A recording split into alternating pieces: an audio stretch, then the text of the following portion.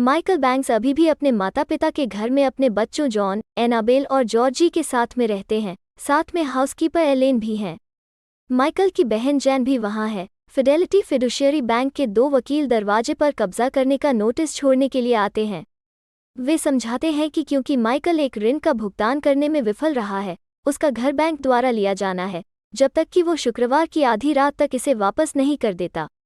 Michael को याद है कि उसके पिता ने बैंक में कुछ शेयरों के अधिकार का प्रमाण पत्र रखा था और वो उन्हें खोजने के लिए ऊपर जाता है, लेकिन वो अपनी पत्नी केट के बिना चीज़ों को संभालने के बारे में चिंता करना शुरू कर देता है।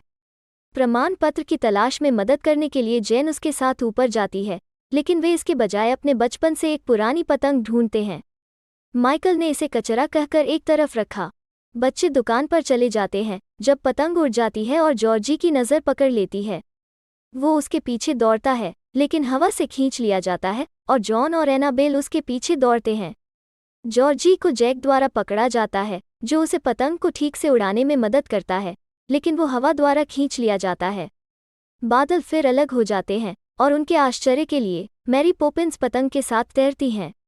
वो बच्चों को उनके नाम से संबोधित करती है और जैक को बधाई देती है, उसे बर्ट द चिमनी स्वीप के प्रशिक्षु के रूप में जानते हुए। मैरी फिर बच्चों को घर वापस ले जाती है। बैंक्स के घर लौटने पर माइकल और जेन यह देखकर दंग रह जाते हैं कि मैरी इतने वर्षों के बाद वापस आ गई है और एक भी दिन बूढ़ा नहीं हुआ है। वो उन्हें बताती है कि वो बैंक के बच्चों की देखभाल करने के लिए लौट आए है, जिसका अर्थ है माइकल और जेन और माइकल के बच्चे दोनों। मैरी खुद का सामान लिए अपने कमरे में चली जाती है। माइकल और जेन मैरी को याद करते हैं, लेकिन यह सुनिश्चित नहीं है कि उन्होंने जो जादू देखा वो असली था या नहीं। मैरी ने बच्चों को पार्क में इधर उधर दौड़ने से गंदा होने के कारण नहाया। वो पानी में एक जादुई साबुन छोड़ दिया और बच्चों को पानी के नीचे की दुनिया में ले जाने के लिए कूदती है। माइकल और जेन अपने अध्यक्ष विलियम वेदरॉल विल्किंस से बात करने के लिए बैंक जाते हैं, ताकि जॉर्ज बैंक्स के शेयरों के मामले पर चर्चा की जा सके जो घर को बचाने में मदद कर सकते हैं। विल्किंस अपने दस्तावेजों को देखता है, लेकिन दावा करता है कि बैंक परिवार से संबंधित कुछ भी नहीं मिला है। वो माइकल और जैन को आश्वासन देता है कि वो देखना जारी रखेगा, लेकिन उनके जाने के बाद वो उस पर बैंकों के नाम के साथ कागज को फाड़ देता है और उसे आग में फेंक देता है। उस रात जब मैरी जैक से बात कर रही थी, बच्चे अपने घर को बचाने के लिए अपनी माँ के चीन के कटोरे को बेचने पर चर्चा कर रहे थे। इस पर तीनों में बहस हो जाती है, जिसके कारण कटोरा गिर जाते हैं और टूट गया।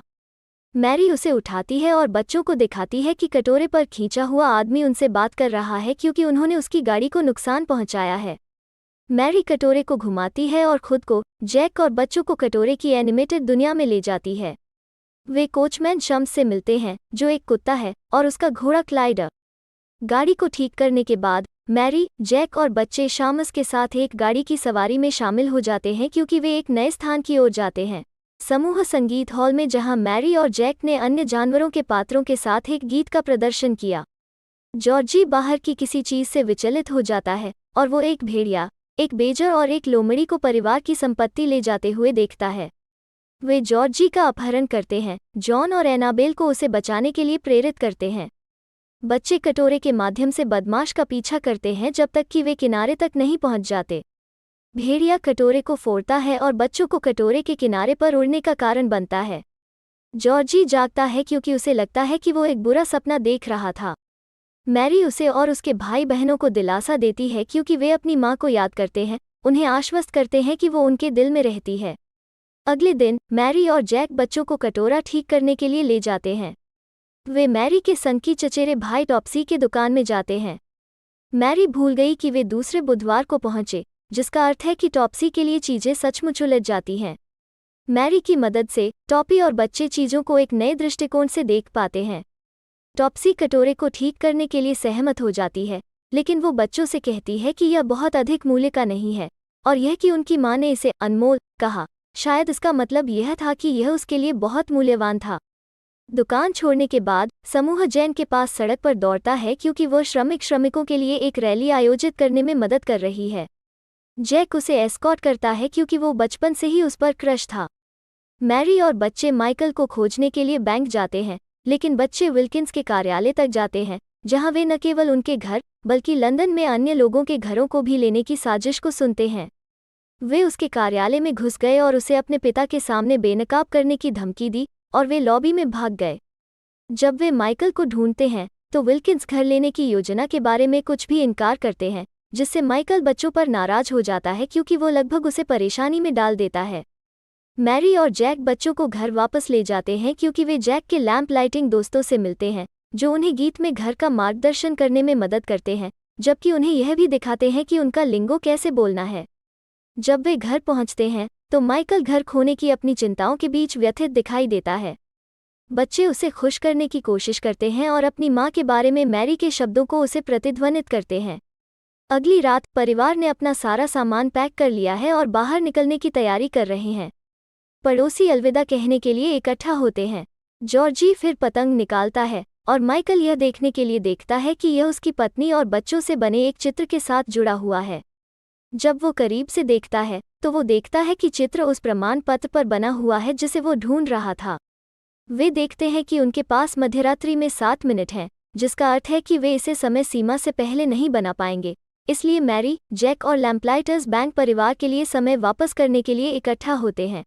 माइकल और जैन बैंक की ओर भागते हैं, जबकि लैम्प्लाइटर्स बिग बेन के चारों ओर इकट्ठा होते हैं और हाथ वापस करने के लिए जैक को ऊपर तक ले जाने की कोशिश करते हैं। वो अंदर जाता है और रोशनी कम कर देता है ताकि कोई यह न देख सके कि वे क्या कर रहे हैं। इस बीच विल्किंस गुडिंग और फ्राई के साथ है क्योंकि वो बैंकों के घर पर दावा करने के लिए आधी रात का इंतजार करता है। मैरी आधी रात से ठीक पहले घड़ी तक तैरती है और वो उसे 5 मिनट पीछे कर देती है।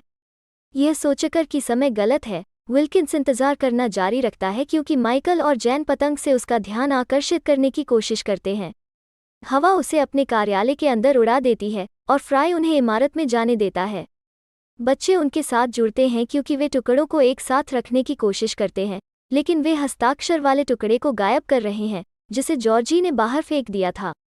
यह महसूस करते हुए कि वे हार गए हैं, माइकल विल्किंस पर पलटवार करता है और कहता है कि वो घर ले सकता है क्योंकि उसके पास अभी भी उसका परिवार है। तभी विल्किंस के चाचा मिस्टर डाविस जूनियर अपनी यात्रा से वापस आते हैं और लंदन के लोगों के खिलाफ अपने गंदे कामों के लिए अपने भतीजे की आलोचना करते हैं।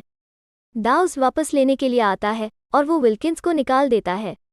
डाविस माइकल को बताता है कि वो अपने पिता को जानता था और सहमत था कि उसने कुछ अच्छे निवेश किए हैं, इसलिए शेयर ऋण का भुगतान करने के लिए पर्याप्त होंगे और परिवार अपना घर रख सकता है। अगले दिन परिवार पार्क के लिए बाहर जाता है। उनका सामना गुब्बारे बेचने वाली एक बूढ़ी औरत से होता है जो परिवार को सही गुब्बारा चुनने के लिए कहती है।